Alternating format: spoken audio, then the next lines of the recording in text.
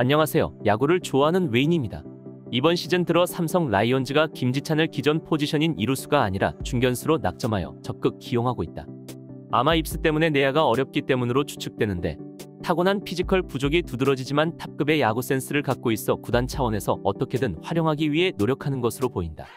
이로 인해 팬들 사이에서 심하다 싶을 정도로 갑론을박이 벌어지기도 해 김지찬의 중견수 기용이 정말 잘못됐는가가 화두가 됐다. 삼성의 중견수 자리는 왕조 막바지였던 2014년에 혜성같이 나타난 박혜민이 오랜 기간 동안 완벽하게 지켜왔다. 하지만 2021 시즌 이후 FA로 떠났고 그 직후는 마땅한 자원이 없어 무주공산이란 말이 어울리는 분위기였다. 야구에서 팀을 탄탄하게 하기 위해서 센터라인이 얼마나 잘 자리 잡냐도 굉장히 중요하다. 수많은 유망주들을 경쟁시켜 센터라인을 우선해서 채우고 센터라인 경쟁에서 탈락한 선수들 중 타격이 좋은 순으로 코너로 보내야 한다는 말이 괜히 나오는 것이 아니다. 실제로 많은 팀들이 이렇게 행하고 있고 이 방법이 효율적이다라는 평이 많다. 박혜민이 중견수라는 포지션을 감안했을 때 3할 조금 안 되는 에버리지와 99분의 조정 득점 창출력을 매년 기록했다는 점을 생각하면 타격 부분에서의 생산력이 문제가 있는 선수도 아니었다. 거기다 수비는 한국 역사상 최고였기 때문에 이를 메꿀 수 있는 선수가 나타나기란 역시 쉽지가 않았다. 하지만 그 자리는 김현준이 꿰차며 2년간 무리 없이 소화했기 때문에 이러한 논쟁이 생긴 것은 어쩌면 당연한 수순이었을지도 모른다. 김지찬의 중견수 기용에 반대하는 다양한 의견들이 있지만 핵심을 요약하자면 이러하다. 김현준도 나이가 어리고 그럭저럭이라고 할 정도의 성적을 내고 있었는데 굳이 김지찬을 중견수로 옮겨 김현준의 자리를 애매하게 할 필요성은 없다. 지금 많이 성적이 저조하다고는 해도 S급 선수들도 못하는 시즌이 존재한다. 김현준 같이 어린 선수를 키울 때는 더욱 기다려줘야 한다. 어깨가 약한 김지찬을 외야로 돌리는 게 아니라 기존 포지션인 2루에서 송구를 고치는 게 낫다. 이것을 두고 틀렸다 혹은 아니다라고 결론을 내서 말하기에는 힘들고 모두 일리가 있는 의견들이다. 그럼에도 불구하고 이 영상의 결론부터 말씀드리면 삼성의 김지찬 중견수 기용은 전혀 문제가 없는 올바른 판단으로 본다.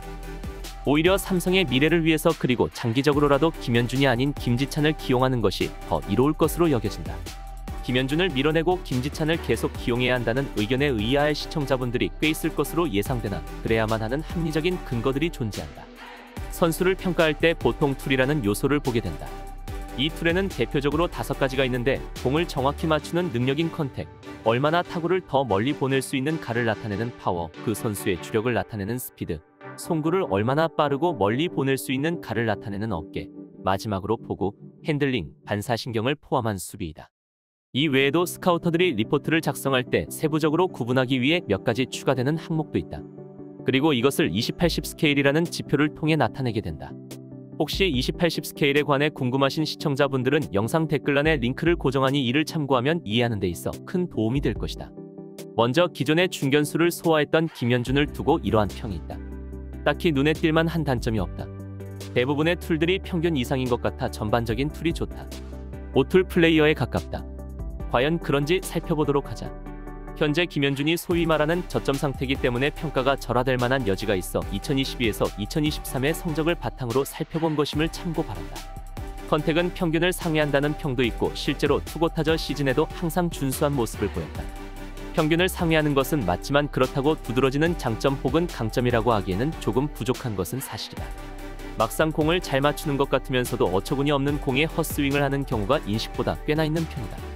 파워는 준수하다라는 평도 있지만 사실 타구질과 기록된 루타들을 본다면 평균 아래 혹은 단점으로 볼 여지가 충분히 있다. 아무래도 김현준이 2022 그리고 2023 두 시즌을 거의 풀타임으로 뛰었는데 타자 친화구장이라는 라이온즈 파크를 홈으로 쓰는 이점에도 불구하고 홈런은 보합 3개에 불과하다. 그렇다고 2, 3루타를 많이 쳤는가 하면 누가 봐도 단타밖에 치지 못한다 할 정도는 아니지만 주전 선수치고는 아쉬운 편에 속해 평균보다 꽤 아래라는 느낌이 감춰지지 않는다. 스피드는 수비를 할 때 혹은 타격 후 주로 할 때 나오는 순수한 주력을 본다면 평균보다 우위에 있기는 하나 딱 보고 누구나 빠르다라고 느낄 정도는 아니다. 어깨는 꽤 좋다고 알려져 있지만 세간의 인식과는 다르게 낮고 강렬하게 날아가지 않는다. 이를 미루어 보아 송구 강도가 강하진 않고 KBO 리그 평균에 가깝지만 대신 송구 정확도가 꽤 괜찮아 이를 보완하는 것으로 보인다. 필딩은 그렇게 어려운 타구가 아닌 것들도 조금 힘겹게 잡는 장면이 생각보다 연출되는 편이지만 간단한 타구들은 실수 없이 잡기에 평균보다 잘한다거나 모자라거나 하진 않는다. 이것을 스케일로 나타내면 이런 수치들을 보인다고 할 수 있다. 컨택 55, 파워 40, 스피드 55, 암 50, 필딩 50. 어디까지나 개인적인 평가로, 평가는 주체에 따라 각 툴별로 5스케일 정도의 차이는 날 수 있으니 참고 바란다. 파워 외에는 눈에 띌 만한 단점은 없고 나머지 툴에서 평균 이상이라 할 수 있다. 하지만 툴을 갖추고 있다, 이 부분에서 장점이 있다, 전반적인 툴이 좋다거나 오툴 플레이어라 하기에는 무리가 있다. 해당 요소들에서 단순히 평균 이상이 아닌 확실히 상회하는 정도인 60 스케일 이상으로 평가받게 되면 이견 없이 해당 요소에서 툴을 갖추고 있다고 한다. 오히려 전반적으로 툴들이 애매한 영역대에 있다고 느낄 수 있고 일각에서는 김현준을 두고 애매한 툴 혹은 무툴군이라 부르기도 한다. 다음은 이번 영상의 주인공인 김지찬에 대해서 알아보자. 컨택에서 사견을 조금 섞자면 공을 정확하게 치는 능력은 리그에서 최상라인 중 하나라 생각된다. 공이 빠르든 느리든 타이밍도 잘 맞추며 까다로운 무브먼트를 가진 구질들도 어려움 없이 정확하게 치는 장면은 삼성 내뿐만 아니라 리그 전체에서도 많이 나오는 편이다. 파워는 왜소한 피지컬 탓인지 정확하게 맞추더라도 하드잇이 많이 나오지 않는 편이다. 그리고 이루타를 만들 때도 타구질이 좋기보다 남들과 차별화되는 주력으로 만들어내는 것이 많으며 홈런을 이따금 생산해내지만 대체로 탱탱볼 시즌임을 감안한다면 심각한 단점에 가깝다. 스피드는 굳이 설명할 필요가 없을 정도로 매우 뛰어난 편의 주루, 도루 센스도 고루 갖추고 있다. KBO에서 스피드 툴이 가장 좋은 선수는 메이저리그 기준으로도 80 스케일 엘리트 바운더리에 속한 김도영일 텐데 이에 준하며 리그 전체에서 손에 꼽을 정도라 해도 무리가 없다. 어깨는 파워와 같이 왜소한 피지컬로 인해 눈에 두드러지는 단점으로 꼽을 수 있을 것이다. 내야에서부터 송구 때문에 많은 지적이 나왔고 선수 본인이 입스라고 인터뷰한 적이 없기에 단정할 수는 없지만 입스로 추정되는 장면이 꽤 연출된 바 있다. 외야로 가면서 그런 압박감이 줄었고 전력으로 던지니 최악으로 평가받던 것과 달리 그렇게 심각하진 않았다. 그럼에도 부족한 것은 매한가지지만 유격수나 이루수가 중계 플레이를 빠르게 들어가 커버해주고 있어 중견수를 보는데 큰 지장은 없는 것으로 보인다. 수비는 발군의 야구 센스 덕분인지 시즌 전 스프링 캠프 및 시범 경기 때부터 이미 평균을 웃도는 모습을 보이고 웬만한 선수들보다 출발선이 앞에 있다고 할 수 있다. 게다가 발전 속도도 빠른 편인데 처음에는 타구에 대한 반응 속도는 빠르지만 어떻게 움직여야 경로가 효율적인지 몰라 머뭇거리던 것도 현재는 거의 없어졌다. 하지만 아직까지 머리 뒤로 가는 타구의 미흡한 모습을 보이는데 중견수 풀타임 첫 해로 인한 경험 부족 때문이라 추측된다. 이것을 스케일로 나타내면 이런 수치들을 보인다고 할 수 있다. 컨택 70, 파워 30, 스피드 70, 암 35, 필딩 55. 김지찬은 대부분의 툴들이 평균 근처로 잡히는 김현준과 완전히 다른 느낌을 보이는데 컨택, 스피드에서 매우 뛰어나지만 반대로 파워, 어깨는 리그에서 심각한 편에 속한다. 장단점이 극과 극으로 확실히 갈리는 선수라고 할 수 있다.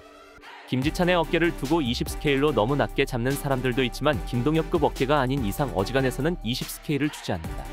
수비에서 경험 부족으로 현재는 55 스케일로 평할 수 있지만 향후 60 스케일은 너끈하고 더 나아가 야구 센스까지 고려했을 때 65 스케일까지도 가능성이 열려있다고 본다. 두 선수의 스케일을 보고 나서 아니 확실한 단점이 있는 것보다는 김현준처럼 두루두루 괜찮은 선수가 더 좋다라고 생각할 수 있다. 물론 이것이 틀린 것은 전혀 아니며 개개인의 선호에 따라 다를 수 있다. 하지만 두루두루 괜찮다는 것은 동시에 뚜렷한 장점이 없다는 말이며 어느 특정 부분에서 특화하기 어렵다는 말과 크게 다르지 않다. 모든 상황에서 무난할 수는 있더라도 결국 그게 끝일 수가 있고 애매해질 가능성도 꽤 있다. 그래서 필자는 김지찬을 더욱 밀어줘야 하고 올바른 기용이라고 하는 것이다. 분명 파워가 리그에서 나쁜 축에 속해 장타를 생산하는데 한계가 있고 어깨가 약해 보살이 김현준에 비해 나오는 빈도도 낮을 것이다. 하지만 컨택과 스피드가 리그에서 손에 꼽을 정도로 뛰어나기 때문에 특화할 수 있는 툴이 존재한다. 특화할 야구 센스가 있다면 경기에서 불리한 상황을 유리한 상황으로 바꿀 수 있는 능력을 갖출 수 있고 실제로 김지찬은 수년간 점점 특화하여 그러한 장면을 많이 연출하고 있다. 수비에서 경험치만 조금 더 쌓는다면 컨택, 스피드, 수비 3개의 확실한 툴을 확보하게 되는데 이런 선수를 기용하지 않을 이유가 전혀 없다. 게다가 김현준도 파워가 뛰어난 선수도 아니고 엄연히 평균 미만의 선수이고 김지찬의 경우 부족한 파워를 좋은 선구안을 통해 출루율을 높여 생산력을 보완하고 있다. 단순히 이 선수가 낫다는 것이 아니며 다각도 접근하더라도 중견수라는 포지션에 한해 김지찬이 김현준보다 우위에 있다.